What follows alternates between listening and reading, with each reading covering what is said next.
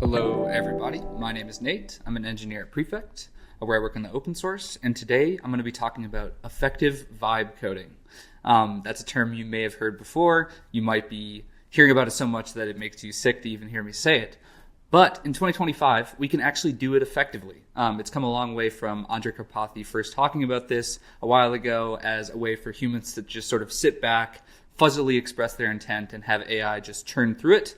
Anyone who's tried that can probably tell you that it often doesn't work out as well as you'd hope. AI loves to hallucinate details. You can spend a lot of time writing a RAG pipeline to go ingest a bunch of things, or you can leverage MCP servers like the one that Mintlify offers to basically serve up context from documentation like Prefects that's hosted on Mintlify. So today, that's what we're going to do.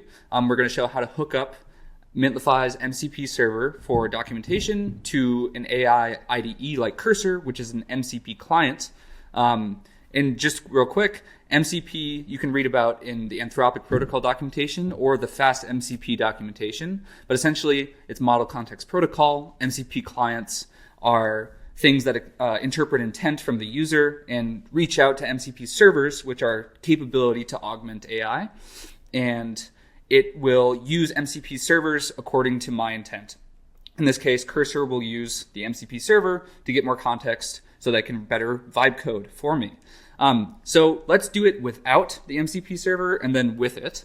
Let's start. I was on LinkedIn. I saw some stuff about Prefect and its cache policies. It sounds like that can help me make my workflows more efficient by avoiding duplicate work in my workflows, but I'm not sure how to use it. Can you make a simple example for me that demonstrates? And so oftentimes what will happen right now is it will gesture broadly at something that sort of looks correct. It seems like Cursor is struggling a tad with where it lives right now. I'm not sure why that is, but it successfully wrote the file. And so it is using a cache key function, which is not quite what I asked for. I asked for a cache policy.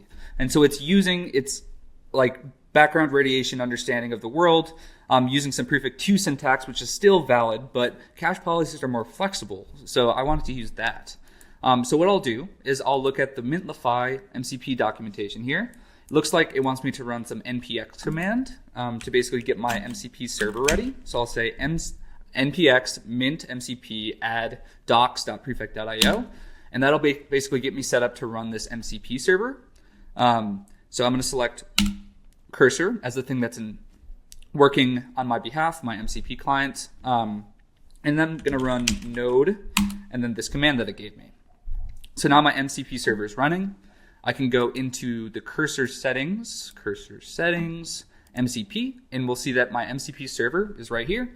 It should be ready to invoke. So now if I pop back over to my chat window, I should say, yeah, that's close, but I wanted cache policies. Can you look at the Prefect docs so you can use cache policies correctly?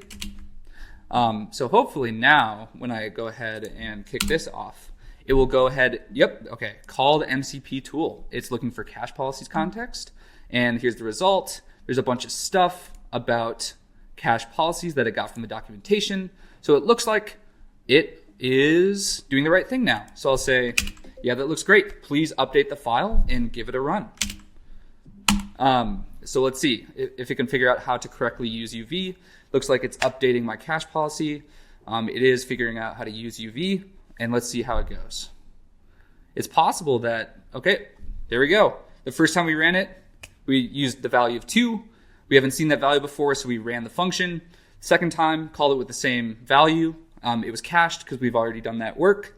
That's how the inputs cache policy works. And then we called it a third time with a new input, and it ran. So sweet. Now I have a rough sense of how cache policies work, and maybe I can ask the AI to help me explore the rest of the cache policies. Hopefully this was useful as far as a demonstration on how to get effective context into your coding environment so you don't have to spin and wait for your MCP client to just like repeatedly use a web tool to scrape information off the internet and get like half-baked pieces of information on how to use a library that the LLM doesn't natively know so much about. So hope this was helpful. If you're interested in diving more into Prefect, please check out our documentation or the rest of our YouTube channel, and I will see you in the next one.